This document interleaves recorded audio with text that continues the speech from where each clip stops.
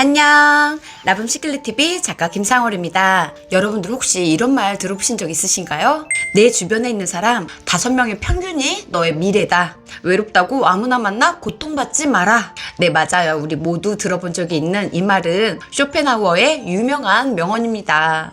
이 말은 내 주변 사람 5명의 평균이 곧 나의 미래이므로 내가 누구와 인간관계를 맺느냐에 따라 푸른 초원 위에서 뛰놀 수도 진흙밭에서 허우적거릴 수도 있다 정도로 해석할 수 있을 것 같아요. 그죠? 그래서 엮일수록 망하고 독이 되는 사람, 더 이상 엮이지 말고 딱 끊어놔야 할 사람 5가지 유형을 지금부터 짧고 굵게 알아볼 테니 오늘도 영상 끝까지 집중해주세요. 참, 아직 구독 안 하신 분들은 구독, 좋아요 꾹 눌러주시고요. 영상 끝까지 보시고 도움이 되실 주변 분 딱 3분께 공유도 해보세요. 왜냐하면 누군가는 그냥 흘려버릴 수 있는 이야기가 누군가에겐 인생의 길잡이 별이 될 수도 있을 테니까요. 엮일수록 망하고 독이 되는 사람, 이런 사람 인연 딱 끊으세요. 첫 번째, 남의 물건 함부로 쓰는 사람.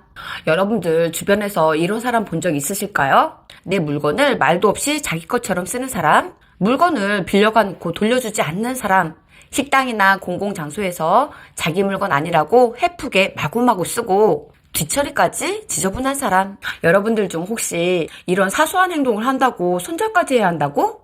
에이, 너무 오반데? 라고 생각하시는 분들 계신가요? 하지만 절대로 그렇지가 않습니다.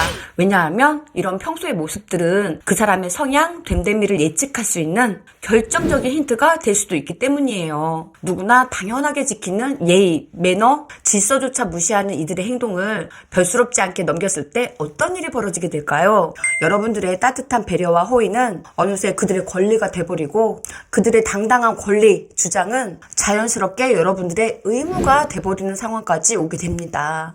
순수한 마음으로 베풀었던 내 호의가 점점 쌓이게 되고 상대는 더를 당당하게 요구를 해대는 거죠. 만약 상대의 요구를 거절하게 된다면 여러분들을 배려도 없고 정도 없는 천하의 쓰레기로 만들어 버립니다. 죄책감을 심어줍니다.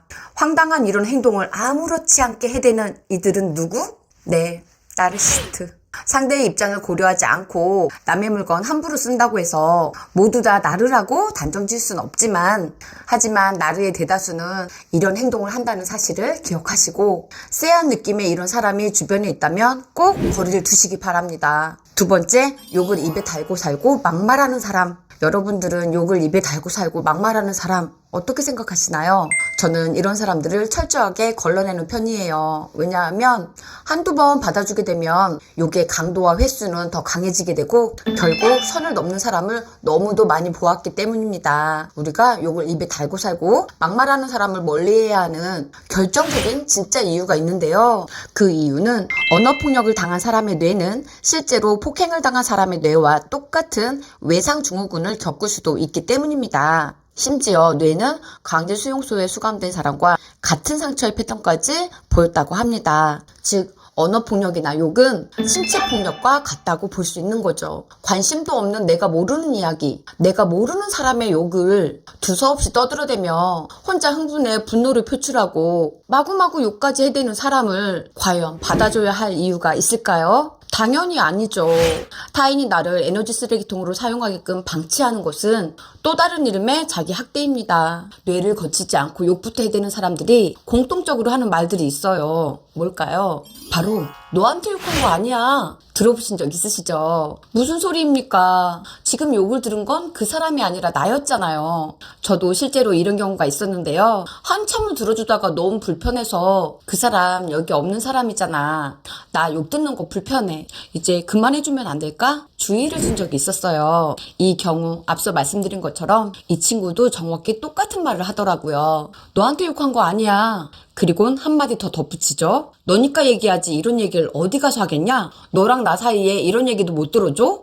너 너무 예민한 거 아니냐? 결국엔 제 탓을 하며 죄책감까지 심어주더라고요. 말로 상처를 주는 사람 대부분은 자기 합리화에 굉장히 능통해요. 자기 행동을 변명 정당화시키는데 아주 프로 선수급입니다. 안타깝게도 이런 프로 에너지 뱀파이어들의 아주 만만한 먹잇감이 되는 유형이 있어요. 바로 나르시스트와 정반대의 특징을 갖고 있는 에코이스트. 이들은 자신의 감정보다 타인의 욕구와 감정을 우선시하는 착한 사람의 대표라고 일컬어지는 사람들입니다. 그리고 타인의 감정을 깊게 느끼고 공감 능력이 너무 지나쳐 그들의 슬픔, 불안, 상처를 마치 자기 일인 것처럼 느껴 신체적, 정서적으로 고통을 받는 엠파스 분들이에요. 저는 후자, 즉 엠파스에 속하는데요. 이렇게 말을 함부로 하고 두서없이 말하고 욕하는 사람들을 보면 기가 너무 빨리고 심지어는 몸까지 아파지더라고요. 에코이스트와 엠파스의 내용은 라붐 시클릿TV 지난 영상에 담겨 있으니 더 자세한 정보가 필요하신 구독자님들께선 오늘 영상 끝까지 보시고 지난 영상들도 보시면 도움이 되실 것 같습니다. 그렇다면 자기 합리화에 능통한 욕쟁이 나르에 먹잇감이 되지 않으려면 어떻게 해야 할까요? 우선 그들의 비겁한 변명에 수긍해주지도 휘둘리지도 말아야 합니다. 말도 안 되는 그 변명을 차분하고 우아하게 무너뜨려줘야 해요. 그들은 어차피 공감 능력이 없습니다. 내가 아무리 상처받았다고 말해봐야 먹히지도 않아요. 때문에 감정 소모하지 마시고 지금 너의 말과 행동이 얼마나 인정받기 힘든 엉터리인지 그로 인한 고통과 상처에 대해 명료하고 차분하게 표현해서 그들의 정신적 빈곤 상태를 일깨워줘야 합니다. 힘들어도 평생 그들의 욕바지로 살지 않기 위해 한 번은 거쳐야 하는 과정입니다. 쇼펜하우어는 이런 말을 했어요. 말이 거친 사람은 화가 많은 탓이고 남을 욕하는 사람은 제 삶이 초라한 탓이다. 부정적인 말을 자주 하는 사람은 불안함이 많은 탓이고 허세가 가득한 사람은 본인이 별 볼 일 없는 사람이다. 저는 이 문장에 하나를 더 추가해보고 싶습니다. 입에 욕을 달고 사는 사람은 머리에 든 게 없어 자신의 생각을 욕으로밖에 표현하지 못하는 어리석은 자이다. 귀한 여러분 스스로를 나르들의 에너지 쓰레기통, 욕바지로 이용되지 않도록 자신을 단단하게 지켜주셨으면 좋겠습니다. 세 번째, 남 험담을 자주 하는 사람. 남 험담 자주 하는 사람. 생각만 해도 기빨리는 것 같아요. 그죠? 그런데요, 남 험담을 하는 사람들에겐 이들이 원하는 진짜 숨은 속셈이 있다는 사실을 알고 계신가요? 뭘까요? 그 사람 뻔지르르 하고 겉은 멀쩡해 보이지만 이렇게나 못난 사람이었어. 아주 보잘것없지. 하지만 나는 그런 사람과는 달라. 어때? 나야말로 멋진 사람이지? 이런 멋진 사람을 알게 된 너는 축복받은 사람이야. 영광인 줄 알아. 자신이 험담한 사람이 이런 부분에서 위험한 사람이니까 조심해 라는 나를 위한 조언이 아니라 뜬금없이 타인을 험담함으로써 자신이 위로 올라서고 인정받고 싶었던 숨은 속셈이 있었던 거죠. 여러분들 혹시 그거 아세요? 남을 험담해대고 입에 욕을 달고 사는 사람들이 예외 없이 갖고 있는 공통점이 있다는 사실을요. 바로 이들은 내가 없는 자리에선 어김없이 내 욕과 험담을 한다는 사실. 그리고 이건 정말 팩트인데요. 그들이 욕하는 불특정 다수의 단점을 본인 역시 하고 있다는 사실입니다. 심지어는 자신이 욕한 사람보다 더한 사람도 정말 많습니다. 마르쿠스 아울렐리우스는 명상록에서 이렇게 말했습니다. 오이가 쓴가? 내버려라. 길에 가시덤불이 있느냐? 돌아서 가라. 내가 할 것은 그것으로 충분하다. 그것들이 왜 이 세상에 있는 것이냐고 묻지 마라. 이들이 해대는 험담에 대꾸도 호응도 하지 말고 멀리하는 게 내 에너지를 지켜내는 가장 지혜로운 방법입니다. 네 번째, 자기관리 못하는 사람. 여러분, 성격과 인성은 얼굴에 드러나고 생활과 성실함은 체형에서 드러난다 라는 말 들어보신 적 있으신가요? 네, 쇼펜하우어의 말씀인데 저도 이 말에 100% 동감하는 일입니다. 그래서인지 저는 사람을 볼 때 전체적인 체형을 보게 되더라고요. 여러분들은 어디를 가장 먼저 보시게 되시나요? 저는 그 체형 중 배부터 보게 되는데 왜냐하면 키나 생김새는 타고나는 거지만 체형, 그 중에 배는 그 사람의 식습관, 생활습관, 절제력, 심지어는 성향까지도 알 수 있기 때문이에요. 인스타그램이나 블로그, 유튜브 영상을 통해 이미 아시는 분들은 아시겠지만 저는 주 6일에서 7일 인천 연수구에 있는 청량산에서 운동을 하고 있는데요. 최근 들어 저도 모르게 제가 눈여겨보는 게 있더라고요. 바로 운동 나온 가족들의 체형이었어요. 참 재미있는 발견은 부모, 자식, 심지어는 주인과 반려견의 체형이 놀라울 정도로 비슷하다는 점이었습니다. 아무래도 먹고 자고 함께 생활을 하다 보니 닮아가는 건 어쩜 당연한 일인지도 모르겠습니다. 그죠? 여기서 우리가 한 번쯤 생각해봐야 할 팩트는 어린아이나 반려견은 아무래도 주인이나 부모의 방식을 따를 수밖에 없다는 사실입니다.